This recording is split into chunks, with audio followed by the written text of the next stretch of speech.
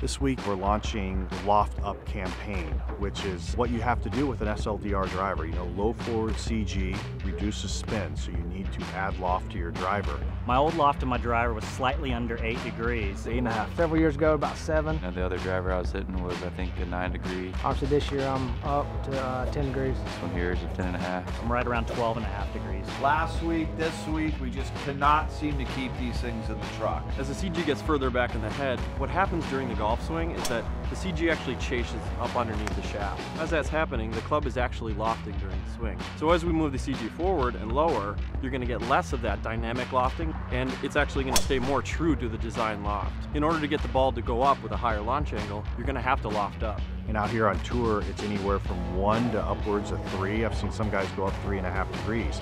And what the advantage of that is high launch, low spin gives you distance. So once we got the loft added to the driver, it's performed so well. Immediate results. I've seen my carry distance go about 5 to 10 yards further. A beautiful ball flight. The wind didn't affect it whatsoever.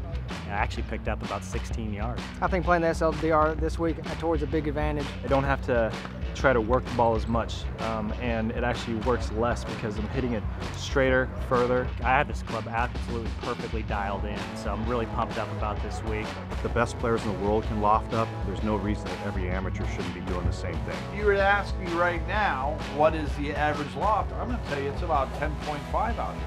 They're all going up in loft and they're gaining the extra distance. The pros out here are obviously adding loft. Amateurs should as well. I went from 8 degrees to 12.5 degrees. Loft up. Or get left behind.